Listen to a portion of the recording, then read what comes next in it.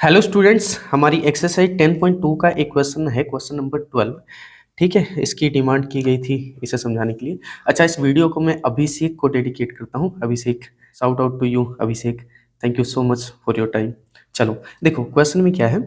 Question ये है कि एक सर्कल है, सर्कल के तीनों साइड 3 टेंजेंट लाइंस दी हुई हैं। ठीक है, उन लाइंस में बताया गया है कि ये जो ओ से लेके डी तक ये जो लेंथ है, यानी कि सर्कल का जो रेडियस है वो रेडियस है 4 सेंटीमीटर। ठीक है, क्वेश्चन में देख सकते हो आप। इसके अलावा ये 6 सेंटीमीटर, ये 8 सेंटीमीटर, ये सारी चीज़ें बताई गई हैं। पूछा क्या गया है, आपको बतानी है कि ये ए सी, देखो साइड्स साइड्स जो है ए बी और ए सी और ए बी, ये हमें बताना है कि कितनी कितनी है। ठीक है, तो चलो इस क्वेश्चन का सोल्यूशन करते हैं। ठीक है, क्लियरली देखो, मैंने एक रफ सा डायग्राम इसका बना लिया है, जिसमें ये वाली चीज़ जो है 4 सेंटीमीटर है। ये डायग्राम में दिया नहीं गया था पर क्वेश्चन में लिखा हुआ था। ठीक है, क्वेश्चन को करना कैसे है, करने का तरीका क्या है, ध्यान से समझो। पहले देखो, सबसे पहले आप तीनों टेंजेंट पॉइंट्स को सेंटर से मिलाओ। ठीक है, और सेंटर से मिलाते ही आप देखोगे कि ये अलग अलग 3 ट्रायंगल्स ही बन गई है। ठीक है, इसके बाद जो है आप ये जो कॉर्नर के पॉइंट्स हैं इनको भी मिलाओ सेंटर से, तो देखोगे कि ये राइट ट्रायंगल्स में चेंज हो रही हैं। ठीक है, इसको भी मिलाओ जो है।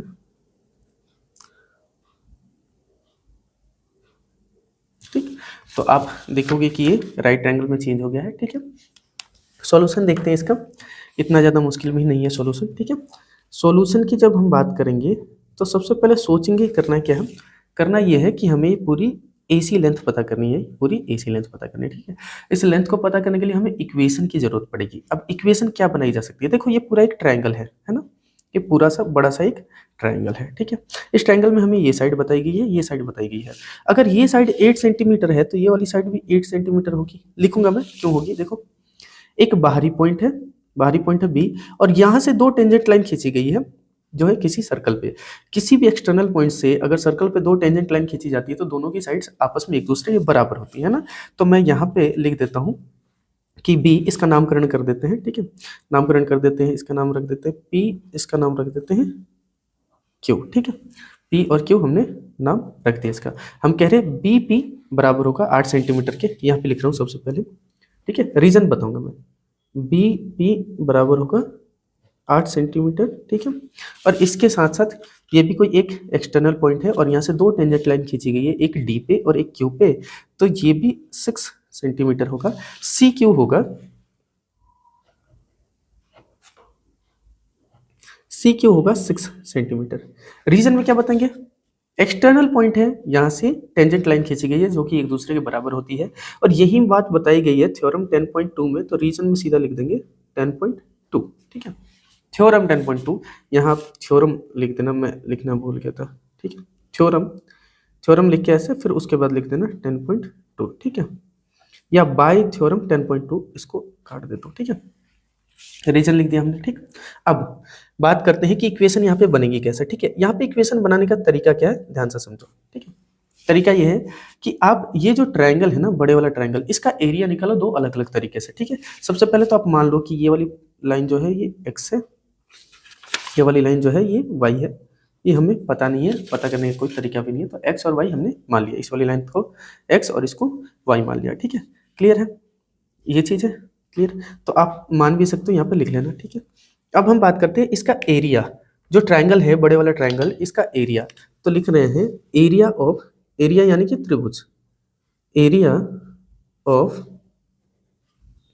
Triangle A B C. अच्छा, थ्योरम को प्रमेय बोलते हैं ना हिंदी में, तो जिसने हिंदी में लिखा है वो लिख सकता था प्रमेय 10.2 द्वारा। ठीक है, हिंदी में यहाँ पे लिखेंगे त्रिभुज ए बी सी का क्षेत्रफल। हिंदी में लिखते तो लिखते त्रिभुज ए बी सी का क्षेत्रफल।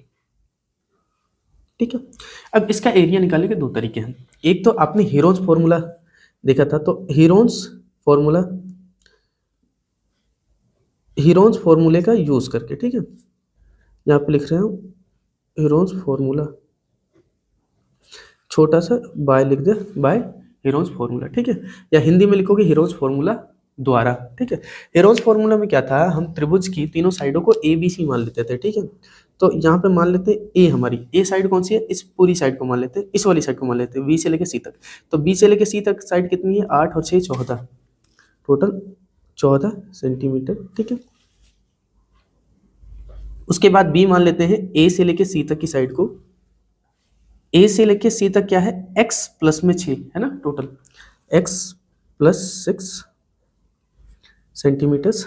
उसके बाद सी मान लेते हैं, ए से लेके बी तक की साइड है जो है कि y प्लस 8 सेंटीमीटर, और सी हो गया आपका, सॉरी इसको ना y मानने की क्या जरूरत है, ये भी तो x ही हो जाएगा ना, ठीक है, ये भी x हो जाएगा। रीजन वही सेम ना, ये एक्सटर्नल पॉइंट से अगर कोई टेंजेंट खींची गई है ना सर्कल पे, तो ये दोनों आपस में एक दूसरे के बराबर होंगे, तो इसे x ही मान सकते हो, x प्लस में 8 सेंटीमीटर, ठीक है। क्लियर है, यहाँ तक बात क्लियर है, ठीक। अब उसके बाद जो है हेरोन्स फॉर्मूला का यूज करते हैं, तो ये फॉर्मूला आपको याद होना चाहिए। सबसे पहले हम s पता करते हैं, s का मतलब होता है इसका सेमी पेरीमीटर, यानी कि a प्लस बी प्लस सी तीनों को जोड़ो और इसको भाग कर दो 2 से, ठीक है। तो देखते हैं इसका s क्या निकल के आता है, a की जगह 14, b की जगह x प्लस 6 और c की जगह x प्लस 8, इसको डिवाइड कर दो 2 से, तो देखते हैं जरा s क्या निकल के आता है, ठीक है। बस आराम से समझते जाओ आप लोग, x plus x 2x plus 14 और 6 20 और 8 28 बटा में है 2, ठीक है। तो यहाँ से s की वैल्यू आ जाएगी, अगर 2x आप कॉमन ले लेते हो, 2 कॉमन ले लेते हो, तो x प्लस 14 बचेगा अंदर की तरफ, बाहर की तरफ 2 है ना, यहाँ से 2 और यहाँ से 2 कॉमन लिया तो ये बचा, 2 से 2 कैंसिल होके आपकी s की वैल्यू आ चुकी है x प्लस 14, ठीक है। क्लियर है, यहाँ तक बात समझ में आ गई, ठीक। अब मैं थोड़ा सा यहाँ पे लाइन खींचता हूँ जगह बनाने के लिए, ठीक है। इधर का मामला अलग है, इधर का मामला अलग है, ठीक है। यहाँ पे इक्वेशंस को हम सॉल्व करेंगे, ठीक।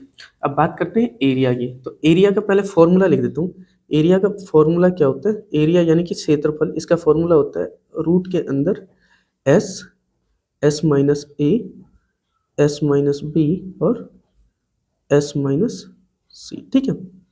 ये फॉर्मूला होता है, रूट के अंदर s minus a, s minus b और s माइनस c, ठीक है। अब इसी को आगे जो है प्रोसीड करते हैं, ठीक।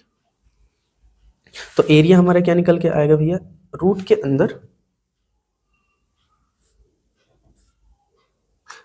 लिखते हैं s की जगह क्या है, x प्लस 14 पूरा है, तो x प्लस 14, ठीक है। उसके बाद दूसरे ब्रैकेट में s माइनस a, s की जगह x प्लस 14 माइनस a की जगह कितना है, a की जगह 14, ठीक है। उसके बाद s माइनस बी यानी कि x प्लस 14 s और माइनस b की जगह क्या लिखोगे, b दोनों है ना, xb और 6b है, तो दोनों माइनस हो जाएगा, xb और 6b। उसके बाद s माइनस सी, s है आपका x प्लस 14 वही, और c भी दोनों है क्या, x भी है और 8 भी है, तो ये टोटल माइनस हो जाएंगे, माइनस x और माइनस 8, ठीक है। यहाँ तक बात समझ में आ गई।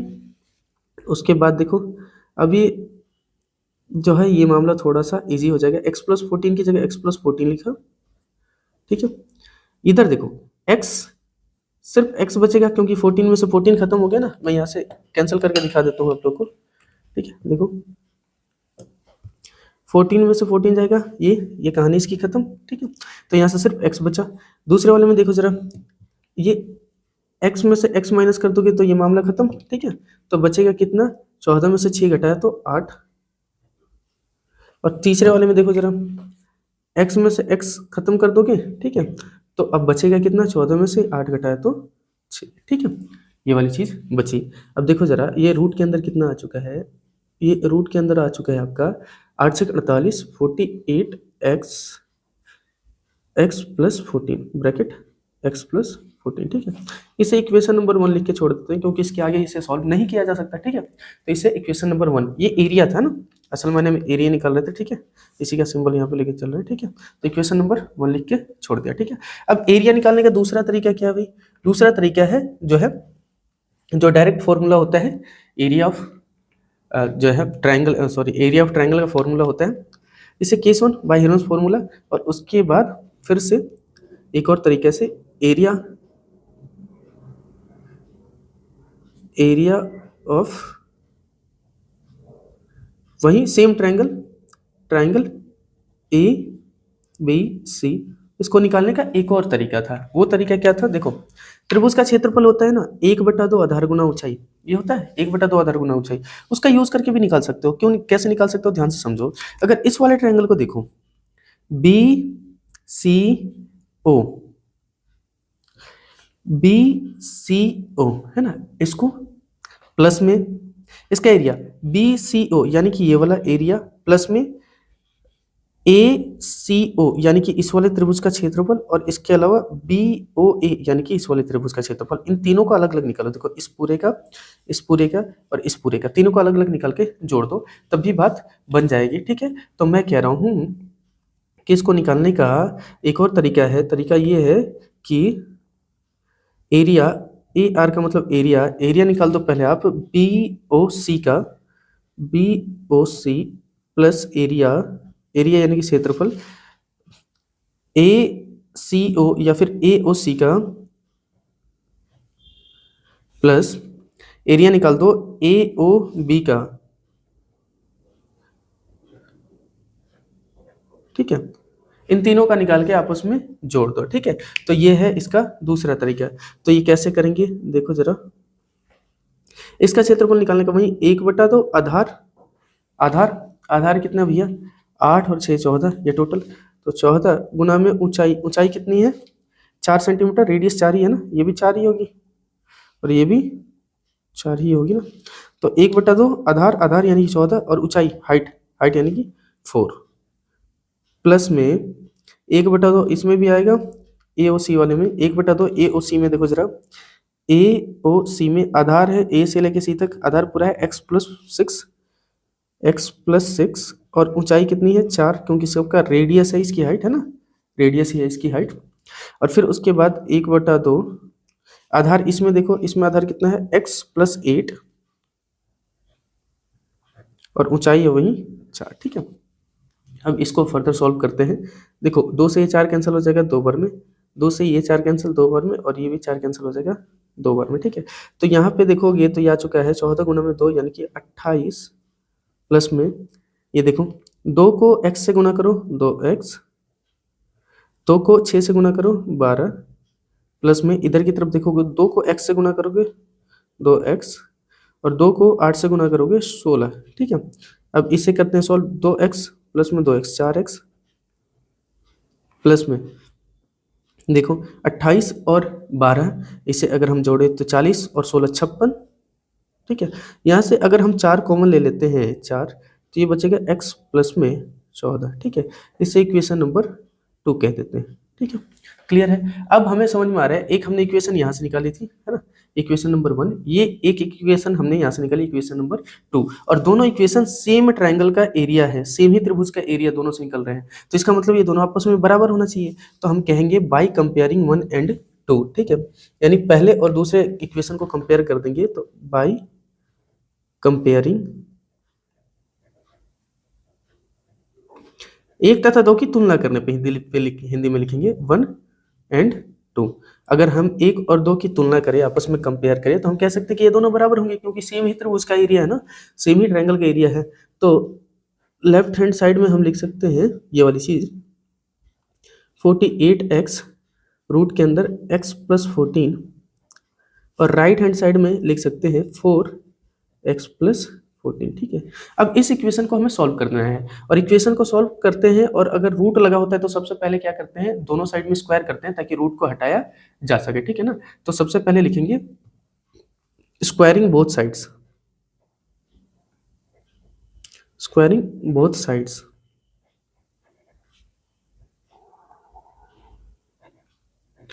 दोनों साइड स्क्वायर करना है। ठीक है, और दोनों साइड स्क्वायर करने के बाद अब ये इक्वेशन कैसी दिखाई देगी, देखो जरा, तब ये इक्वेशन दिखाई देगी। देखो, लेफ्ट हैंड साइड में स्क्वायर करोगे तो स्क्वायर से रूट कैंसिल हो जाएगा, स्क्वायर से रूट कैंसिल होके ये बचेगा आपका 48x और ब्रैकेट के अंदर x+14। ठीक है, कैंसिल हो जाएगा।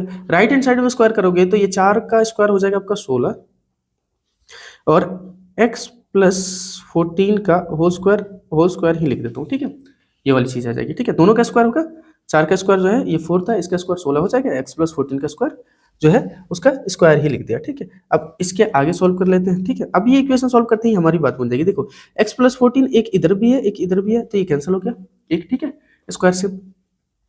उसके अलावा अब देखोगे तो इधर क्या बचा हुआ है, ये 16 को उठा के इस साइड लेके आओ तो देखोगे इधर की तरफ 48x बटा में 16 और इधर की तरफ क्या बचा हुआ है x प्लस में 14, ठीक है।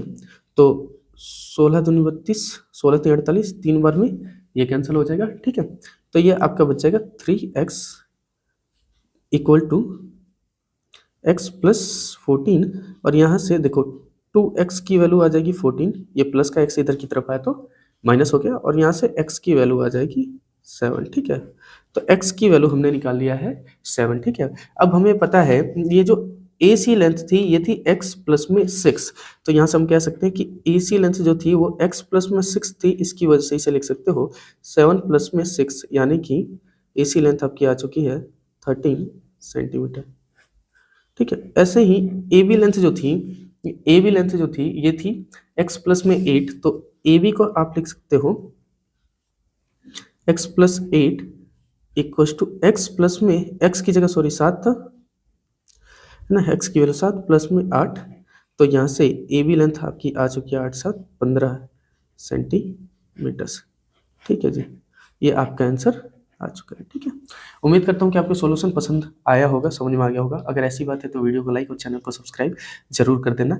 आजकल हम हमारे चैनल पे लाइव भी पढ़ा रहे हैं 10th क्लास वालों को, जो है आजकल लाइव मतलब आप शाम के टाइम पे कभी भी आ जाओगे तो लाइव ही मिलूंगा मैं, ठीक है। तो आप ज्वाइन कर सकते हो तो 6:30 बजे के बाद। Okay, thank you for your time.